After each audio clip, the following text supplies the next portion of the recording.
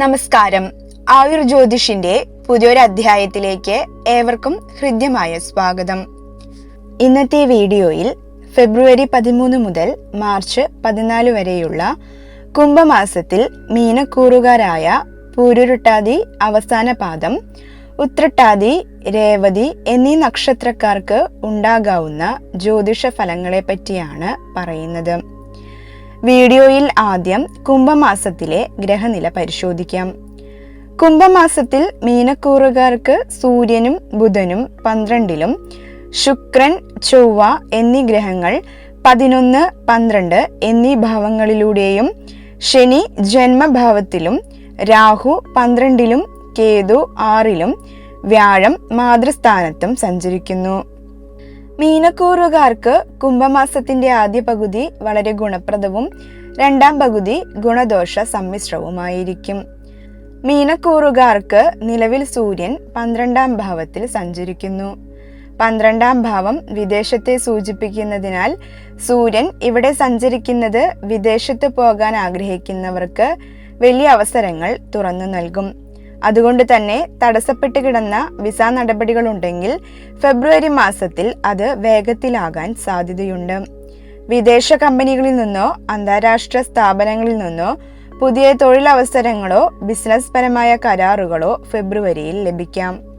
മാത്രമല്ല, വിദേശത്ത് സ്ഥിരതാമസത്തിന് ശ്രമിക്കുന്നവർക്ക് അനുകൂലമായ വാർത്തകൾ ലഭിക്കുന്നതിനും ഇടയാകും.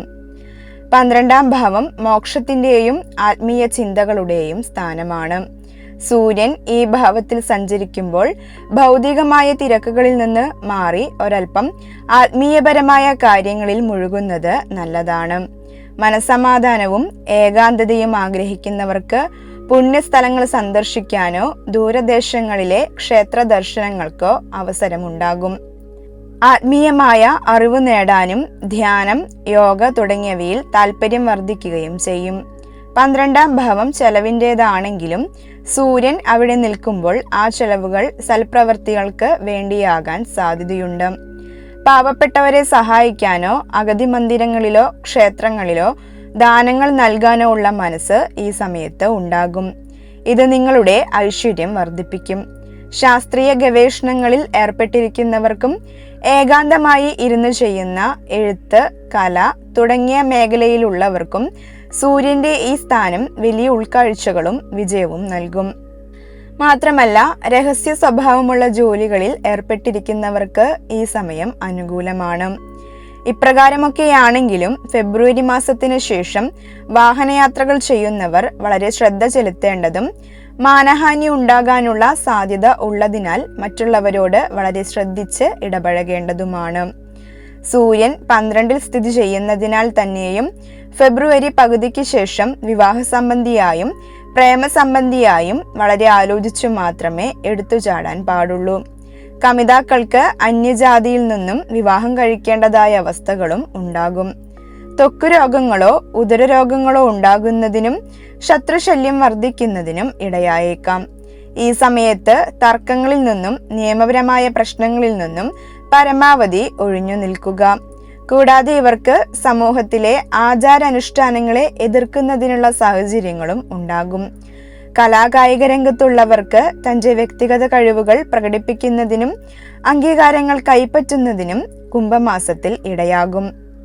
മീനക്കൂറുകാർക്ക് ശുക്രൻ മാർച്ച് 2 വരെ 11-ാം ഭാവത്തിൽ സ്ഥിതി ചെയ്യുന്നത് വളരെ ഗുണപ്രദമാണ്. ലാഭസ്ഥാനത്തെ ശുക്രൻ സാമ്പത്തികമായി വലിയ മുന്നേറ്റം നൽകും. ഒന്നിലധികം സ്രോതസ്സുകളിൽ നിന്ന് വരുമാനം ലഭിക്കാനും കിട്ടാക്കടങ്ങൾ തിരികെ ലഭിക്കാനും കുംഭമാസത്തിന്റെ ആദ്യ പകുതി സഹായിക്കും. ദീർഘകാലമായി മനസ്സിൽ കൊണ്ടു നടക്കുന്ന ആഗ്രഹങ്ങൾ സഫലമാകുന്ന സമയമാണിത്. പുതിയ വീട്, വാഹനം അല്ലെങ്കിൽ വിലപിടിപ്പുള്ള ആഭരണങ്ങൾ എന്നിവ വാങ്ങാൻ സാധിക്കും. സുഹൃത്ത് വലയം വികസിക്കുകയും സമൂഹത്തിലെ ഉന്നതരുമായി ബന്ധം സ്ഥാപിക്കാൻ സാധിക്കുകയും ചെയ്യും. വിരുന്നുകളിലും ആഘോഷങ്ങളിലും പങ്കെടുക്കാൻ അവസരങ്ങൾ ഉണ്ടാകും. ദാമ്പത്യ ജീവിതത്തിൽ സന്തോഷവും സമാധാനവും നിലനിൽക്കും. പ്രണയിക്കുന്നവർക്ക് വിവാഹകാര്യങ്ങളിൽ അനുകൂലമായ തീരുമാനങ്ങൾ എടുക്കാൻ സാധിക്കുകയും ചെയ്യും. ബുധൻ അനുകൂലമല്ലെങ്കിലും ആഡംബര വസ്തുക്കൾ, സുഗന്ധ വസ്തുക്കൾ, വസ്ത്രങ്ങൾ എന്നിവ ബിസിനസ് ചെയ്യുന്നവർക്ക് കുംഭം ആദ്യ പകുതിയിൽ വലിയ ലാഭവും പ്രതീക്ഷിക്കാം. മീനക്കൂറുകാർക്ക് മാർച്ച് 2-ാം തീയതിയോടുകൂടി ശുക്രൻ ഇവരുടെ 12-ാം ഭാവത്തിലേക്ക് സഞ്ചരിക്കുന്നു. ശുക്രൻ 12-ൽ നിൽക്കുമ്പോൾ ശയനസുഖം വർദ്ധിക്കും. നല്ല ഉറക്കം, മികച്ച ആഹാരം, സുഖപ്രദമായ താമസ സൗകര്യം എന്നിവ ലഭിക്കാൻ ഈ കാലയളവ് സഹായിക്കും. ശുക്രൻ 12-ൽ നിൽക്കുമ്പോൾ കലകളിലും എഴുത്തിലും ഏർപ്പെടാൻ താല്പര്യം ജനിക്കും. ഇത് മാനസികോല്ലാസം നൽകും. ദൂരദേശങ്ങളിലേക്കോ വിദേശത്തേക്കോ യാത്ര ചെയ്യാൻ ആഗ്രഹിക്കുന്നവർക്ക് ഈ സമയം അനുകൂലമാണ്. വിദേശത്ത് താമസിക്കുന്നവർക്ക് ജോലിയിൽ ഉയർച്ചയും ആനുകൂല്യങ്ങളും ലഭിക്കും. 12-ാം ഭാവം വ്യയസ്ഥാനമായതിനാൽ ആഡംബര വസ്തുക്കൾക്കും ആഘോഷങ്ങൾക്കും വേണ്ടി വലിയ തുക ചിലവാക്കേണ്ടി വരും. ഇത് സാമ്പത്തിക അച്ചടക്കം തെറ്റിക്കാൻ കാരണമാകും. എന്നാൽ മറ്റുള്ളവരെ സഹായിക്കാൻ കൂടിയായി പണം ചിലവാക്കുന്നത് വഴി മനസ്സമാധാനവും സമൂഹത്തിൽ ബഹുമാനവും ലഭിക്കും. പ്രസ്തുത സമയത്ത് സ്ത്രീ സൗഹൃദങ്ങൾ ചിലപ്പോൾ അപവാദങ്ങൾക്കോ അല്ലെങ്കിൽ അനാവശ്യ ചിലവുകൾക്കോ കാരണമായേക്കാം. മാത്രമല്ല, സുഖസൗകര്യങ്ങളിൽ മുഴുകുന്നത് കാരണം ജോലിയിൽ അല്പം മടി അനുഭവപ്പെടാനും സാധ്യതയുണ്ട്. ഇത് ഉത്തരവാദിത്തങ്ങൾ പൂർത്തിയാക്കാൻ താമസമുണ്ടാക്കിയേക്കാം. മീനക്കൂറുകാർക്ക് നിലവിൽ ബുധൻ 12-ാം ഭാവത്തിലാണ് സഞ്ചരിക്കുന്നത്. അതുകൊണ്ട് തന്നെ ചിന്തകൾ പുറത്തേക്കാൾ ഉള്ളിലേക്ക് തിരിയുന്ന അവസ്ഥകൾ ഉണ്ടാകും. പഴയ ഓർമ്മകൾ, മറന്നുപോയ ആശയങ്ങൾ, സ്വപ്നങ്ങൾ എന്നിവ ശക്തമാകുകയും പൂർത്തീകരിക്കാതെ കിടക്കുന്ന കാര്യങ്ങൾ പൂർത്തീകരിക്കുന്നതിനായി എല്ലാവിധ പരിശ്രമങ്ങളും ആരംഭിക്കുകയും ചെയ്യുന്നതാണ്. എന്നാൽ മറ്റു ചിലർക്ക് ഇതിൽ നിന്നും വ്യത്യസ്തമായി ഒറ്റപ്പെടണം എന്ന തോന്നൽ ഉണ്ടാകാം. എഴുത്ത്, പഠനം, ഗവേഷണം, ധ്യാനം തുടങ്ങിയ കാര്യങ്ങളിൽ താല്പര്യം വർദ്ധിക്കുകയും ചില സമയങ്ങളിൽ ആശയക്കുഴപ്പം, അമിത ചിന്ത, ഉറക്കമില്ലായ്മ എന്നിവയും അനുഭവപ്പെടാം. ജോലി സംബന്ധമായി വിദേശബന്ധമുള്ള കാര്യങ്ങൾ, ഓൺലൈൻ ജോലികൾ, ബാക്കെൻഡ് പ്രവർത്തനങ്ങൾ എന്നിവയിൽ നേട്ടമുണ്ടാക്കാൻ സാധിക്കും. എന്നാൽ ചിലവുകൾ നിയന്ത്രണമില്ലാതെ വർദ്ധിക്കാനുള്ള സാധ്യതയുണ്ട്. രഹസ്യമായ ഇടപാടുകൾ, രേഖകളിൽ പിഴവുകൾ എന്നിവ ഉണ്ടാകാൻ സാധ്യതയുള്ള സമയമായതിനാൽ ഇടപാടുകളിൽ ജാഗ്രത പുലർത്തേണ്ടതാണ്. വ്യാപാരികൾക്ക് ലാഭം വൈകിയെത്തുന്ന അവസ്ഥ കുംഭമാസം പകുതിക്ക് ശേഷം സംജാതമാകും. ഗവേഷണം, PhD, ആത്മീയ പഠനങ്ങൾ, ജ്യോതിഷം, മനഃശാസ്ത്രം പോലുള്ള വിഷയങ്ങളിൽ ശ്രദ്ധ വർദ്ധിക്കും. എന്നാൽ വിദ്യാർത്ഥികൾക്ക് പഠനത്തിൽ ശ്രദ്ധ കുറയുമെങ്കിലും ഏകാന്തമായി പഠിക്കാൻ കഴിയുന്നവർക്ക് നല്ല പുരോഗതി ഉണ്ടാകും. അതിനാൽ തന്നെ പരീക്ഷകളിൽ ശ്രദ്ധക്കുറവ് ഒഴിവാക്കാൻ പ്രത്യേകം ശ്രമം വേണം.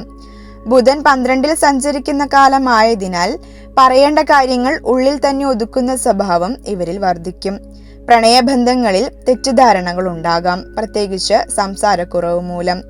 എന്നാൽ ബുധന്റെ 12-ാം ഭാവത്തിലെ സഞ്ചാരം ആത്മീയമായ വളർച്ചയ്ക്ക് വളരെ അനുയോജ്യമാണ്. ധ്യാനം, ജപം, മൗനം, ആത്മപരിശോധന എന്നിവയിൽ ആകർഷണം വർദ്ധിക്കുകയും മോക്ഷചിന്തയും ജീവിതത്തിന്റെ അർത്ഥത്തെക്കുറിച്ചുള്ള ആഴത്തിലുള്ള ചിന്തകൾ ഉണ്ടാകുകയും ചെയ്യും. മീനക്കൂറുകാർക്ക് നിലവിലെ ചൊവ്വയുടെ സ്ഥിതി ഏറ്റവും ഉത്തമമാണ്. ചൊവ്വ 11-ാം ഭാവത്തിൽ സ്ഥിതി ചെയ്യുന്നതിനാൽ പോലീസ്, പട്ടാളം മുതലായുള്ള മേഖലകളിൽ ജോലി ചെയ്യുന്നവർക്ക് വളരെ ഗുണപ്രദമായ സമയമാണ്. കൂടാതെ ഉദ്യോഗാർത്ഥികൾക്ക് ഇത്തരം ജോലികൾ ലഭിക്കുന്നതിനും സാധ്യതയുണ്ട്. ചൊവ്വയുടെ നിലവിലെ സ്ഥിതി കൊണ്ട് ഇവർക്ക് കുടുംബത്തിൽ ഐശ്വര്യമുണ്ടാകുന്നതിനും ബന്ധുമിത്രാദികളുടെ സഹായം ലഭിക്കുന്നതിനും റിയൽ എസ്റ്റേറ്റ്, അഗ്നി, ലോഹങ്ങൾ മുതലായവയുമായി പ്രവർത്തിക്കുന്നവർക്ക് നല്ല ധനലാഭം ഉണ്ടാകുന്നതിനും ശത്രുനാശം ഉണ്ടാകുന്നതിനുമെല്ലാം ഇടയാകുന്നതാണ്. ഈ സമയങ്ങളിൽ ഇവർക്ക് വ്യവഹാര വിജയം ഉണ്ടാകുകയും തനിക്ക് വീട് വെക്കുന്നതിനുള്ള ഭൂമി വാങ്ങുന്നതിനോ അല്ലെങ്കിൽ ഭൂമി ക്രയവിക്രയം ചെയ്യുന്നതിനോ ഇടയാകുന്നതുമാണ്. ഈ നക്ഷത്രക്കാർക്ക് കുംഭമാസം മറ്റുള്ളവരുടെ മേൽ ഒരു അധികാരശക്തി ഉണ്ടാകുന്നതിന് ഇടയാകും. മീനക്കൂറുകാർക്ക് ഫെബ്രുവരി 23-ാം തീയതിയോടുകൂടി ചൊവ്വ 12-ാം ഭാവത്തിലേക്ക് സഞ്ചരിക്കുന്നു. ഇത് അത്ര ഗുണപ്രദമല്ല. സ്ത്രീകൾ നിമിത്തം പല വിധേനയുള്ള ദുഃഖങ്ങൾ ഉണ്ടാകാം. സ്ത്രീകളാണെങ്കിൽ പുരുഷന്മാർ നിമിത്തവും ഇപ്രകാരം ദുഃഖങ്ങൾ അനുഭവിക്കും. എന്നാൽ വിദേശത്ത് ജോലി ചെയ്യുന്നവർക്കോ വിദേശയാത്രയ്ക്കായി ശ്രമിക്കുന്നവർക്കോ ഈ സമയം ഗുണകരമാണ്. തടസ്സങ്ങൾ നീങ്ങി ദൂരയാത്രകൾ സഫലമാകും. ഐഹിക സുഖങ്ങളെക്കാൾ ആത്മീയ കാര്യങ്ങളിൽ താല്പര്യം തോന്നുന്നവർക്ക് ഈ സമയം പ്രാർത്ഥനകൾക്കും ഏകാന്തമായ ചിന്തകൾക്കും ഉപയോഗിക്കാം. റിയൽ എസ്റ്റേറ്റ് സംബന്ധമായ തീരുമാനങ്ങൾ ഈ സമയത്ത് ഉണ്ടാകും. ചൊവ്വയുടെ സ്ഥിതി ഭൂമി സംബന്ധമായ കാര്യങ്ങളിൽ മാറ്റങ്ങൾ കൊണ്ടുവരാൻ സാധ്യതയുണ്ട്. വിൽക്കാൻ വെച്ചിരിക്കുന്ന വസ്തുക്കൾക്ക് പെട്ടെന്ന് തീരുമാനമുണ്ടാകും. വാഹനങ്ങൾ കൈകാര്യം ചെയ്യുമ്പോഴും ആയുധങ്ങൾ ഉപയോഗിക്കുമ്പോഴും അതീവ ജാഗ്രത പാലിക്കണം. ചെറിയ പരിക്കുകൾക്ക് സാധ്യതയുള്ള സമയമാണിത്. ദേഷ്യം പെട്ടെന്ന് വർദ്ധിക്കാനും അത് കുടുംബത്തിലോ ജോലിസ്ഥലത്തോ തർക്കങ്ങൾക്ക് കാരണമാകാനും സാധ്യതയുണ്ട്. സംസാരത്തിൽ മിതത്വം പാലിക്കുന്നതും വളരെ ഉത്തമമാണ്. ഇവർ ദോഷപരിഹാരാർത്ഥം ഭദ്രകാളി ക്ഷേത്രങ്ങളിലോ സുബ്രഹ്മണ്യ സ്വാമി ക്ഷേത്രങ്ങളിലോ വഴിപാട് ചെയ്ത് പ്രാർത്ഥിക്കുന്നത് കുംഭമാസത്തിലെ ദോഷഫലങ്ങൾ നീങ്ങാൻ ഉത്തമമാണ്.